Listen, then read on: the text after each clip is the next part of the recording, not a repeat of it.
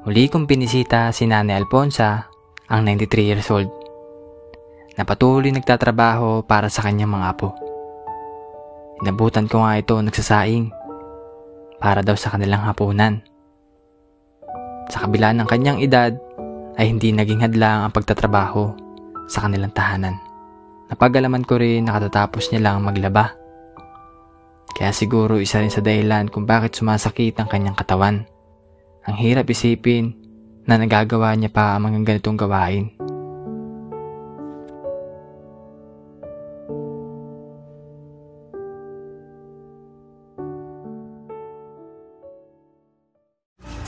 Hello, Lola. Kamusta kayo? Merry Christmas po.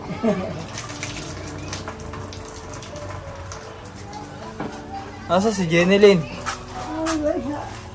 Ganda sa akin si Jenilyn! Nagasaing pa si Nanay Alfonsa, oh. Anong ulam niyo, Nay? Wala pa nga niya. Wala pa?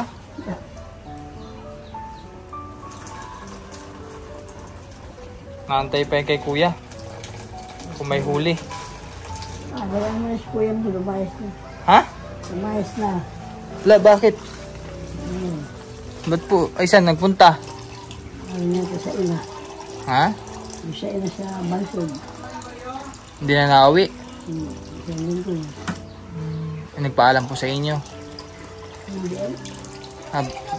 Malis na lang po si Kuya. Ay, paano po si Nathan? Ay nga yun. Kaya ingatan man din siya. Para ito yung natawag at magkawa. Kaya nga eh.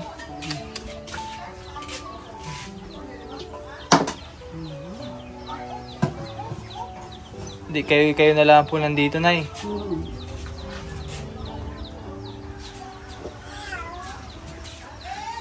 Ang balita, Jenilyn, kamusta ang school? Maigi naman po. Ha? Maigi naman po.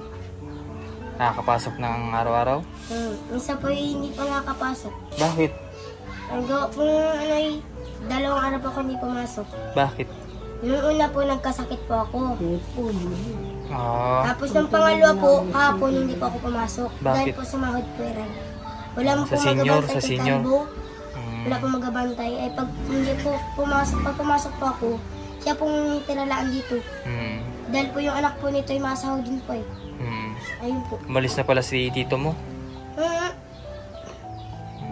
Kayo na lang pala nandito. Andun ako sa Bansod. Hindi, si nanay na lang pala at si Nathan na iwan din eh pag may pasok ka. Ay, kamusta naman yung mo? Pag-aaral mo dun pala, may babayaran ka ngayon?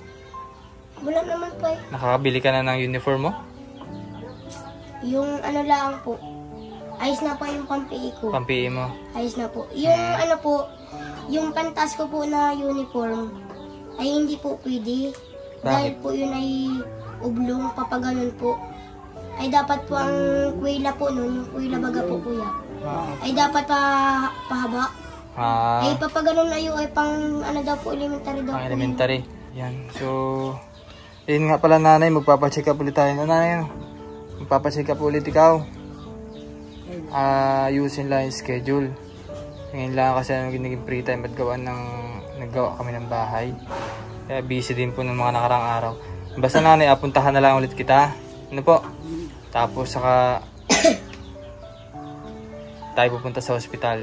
Pa-check up ulit. Kung ikaw naman ay may pasok or wala, pag wala, pwede ka namang samahan mo na si nanay, no? Para magabayan din dun sa hospital, no? Sige. Pagka nanay ang pakiramdam mo pa, nahihilo pa rin ikaw, nasakit pa rin ang Galang naman ako ngayon. Ay nalakas-takas po siya dahil po dun. Saan? Diyan po sa Dito sa insure. Lumakas po siya. Oh? Nakapagbuhat po siya ng ng tubig. Ay, wala na. Wala na. O may tira pang isa nanay.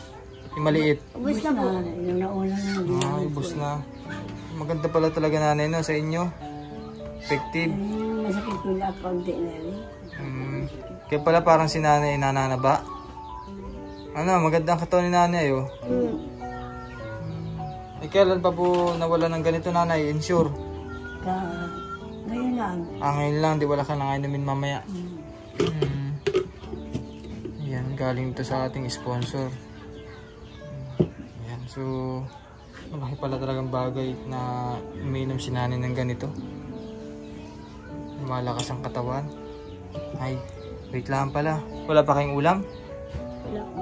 Tara dito, Nining, at kunin ko muna yung grocery talaga. Ito nanay, dito ka Jenilyn. Pang ulam, tapos yung iba dyan Jenilyn, pang baon mo. No? So since meron ka namang budget for pamasahe, napay na lang baunin mo, no? Para hindi ka... Nakapag-merenda ka na ba, ano, Nathan? Merenda na ikaw? Opo? Opo. Ay, ayaw mo. Ay, ito, ibigin si, ano, Nathan. Hansel. Yung isa. Alin po? Ito? Anong oo? Opo pala. May nagpapaabot sa inyo na nanay na si Ma'am Nida po. 1,000 daw ho.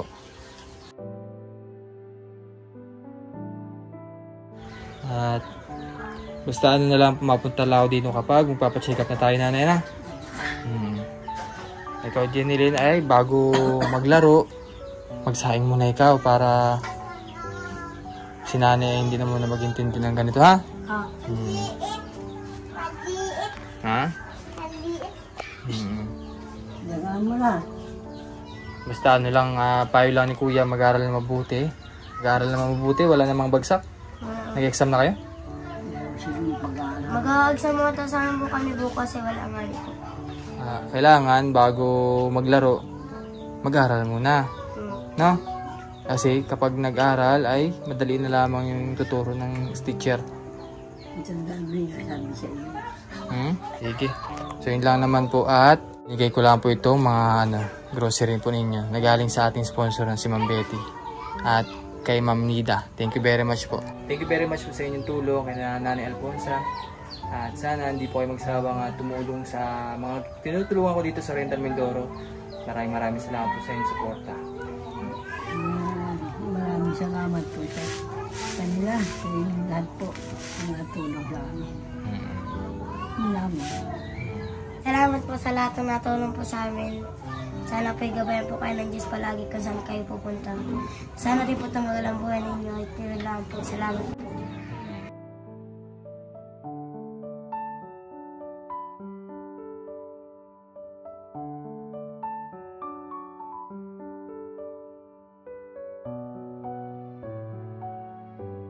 Bibigay natin yung gamot ni Nanay Alfonsa. Regarding pala sa check-up niya, same medicine lang din naman po ang binigay sa kanya dahil yun pa rin po yung findings ni Doc. Kaya nahihilo siguro daw si nanay, minsan daw ay napupuyat. Kaya sumasakit din kasi hindi rin daw maiwasan talaga sumakit ng kasukasuan ni nanay dahil na rin sa edad niya. Normal naman daw yung BP ni nanay. Kaya yung gamot na reseta sa kanya last time ay parang same din ngayon. Pain reliever ang binigay sa kanya tapos yung B-complex na vitamins niya. Kamusta ba nanay ang pakiramdam mo? Kagabi, kaya Ba't? balang bumalik. Katawan na yun. Kaya nabigyan siya ni Doc ng pain reliever. Ayun, yung regarding pala dun sa sinabi ni nanay na nag-uubo daw siya ng 1 linggo. Pina-x-ray din naman si Lola Alfonsa at normal din naman wala nakita sa kanya. Eh kung ano po yung naging findings na nakaraang check-up niya, yun pa rin po yung binigay nito. So iwan na lang natin to kay Nanay Alfonsa at papabasa na lamang dun sa ano. Bali once a day lang naman yung iinumin ni nanay. At wala ka namang, yun magkakaiba naman po. So babasahin na lang to ni Jenny, no? Para mapainom po kayo, no? Ano po kayo? Apo? Ayan, Lola, magano lang, magpahinga. Naglaba pala kayo kanina? Oh, kayo nagbanlaw? Oh. Grabe ay. Si katulong ninyo? Yung aking anak na ito kanina, Si Kuya, Doldo, Si Kuya Eduardo? natulungan ako pagkuhan. Ay, ba't nung nakaraan nata ay nagpalaba kayo nakaraan? Yung sasawa niya. Sasawa po. Ah, Napunta po kami dito yung linggo sa Gloria po kami katira. Hindi na pa sila lang po namin. Ang butit na kahit kasi ang hirap ng sitwasyon na din, walang ibang ay. ibang kasama. Puro apo lamang. Tapos umalis pa si kuya. Sino po? Kami na ito kagabi. Kayong tatlo? Okay, kawawa si nanay. Mabuti na lang at may washing machine kahit pa paano. Ay, tingnan nyo naman mga bayan kung gaano kadami yung binanlawan ni Nanay Alfonsa. Oh. Ang dami oh.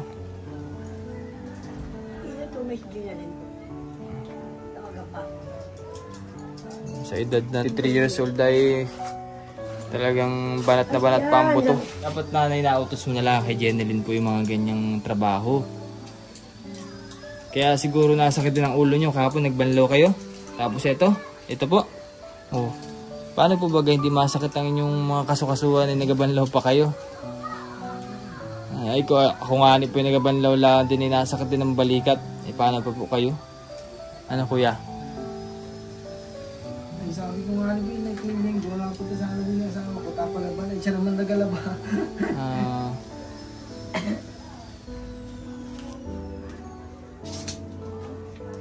Di rin kasi ibigay ni Nanay Alfonsa yung anak. Ayaw din po ni Nanay Alfonsa na ibigay doon.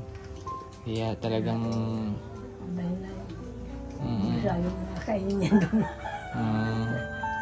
So, iniisip din ni Nanay Alfonsa yung kapakanan ng bata o yung kakainin doon. Baka mamay mapabayaan laan din naman. So, si Nanay na lamang po yung nag-aaruga. Kahit na ganito ang sitwasyon na yan, Pag-ayakan doon yung kasama nyo, ayaw sumama. Ayaw pa din po. Kainin doon. Sabi ko yung may bigay nyo sa yung abay ko sa bata, hindi kayang ibigay nila doon.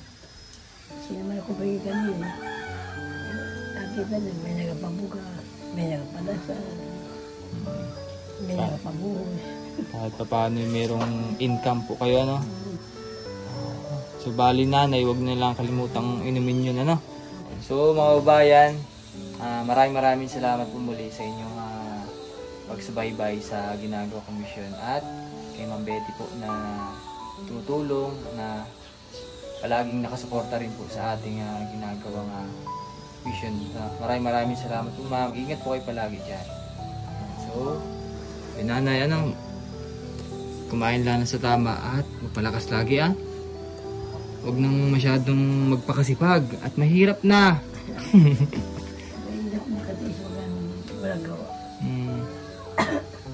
Iutos na lang po yung paglalaba. Mahirap na sa edad po ninyo, nanay. Sige po mga babayan at maraming salamat po. Magandang hapon.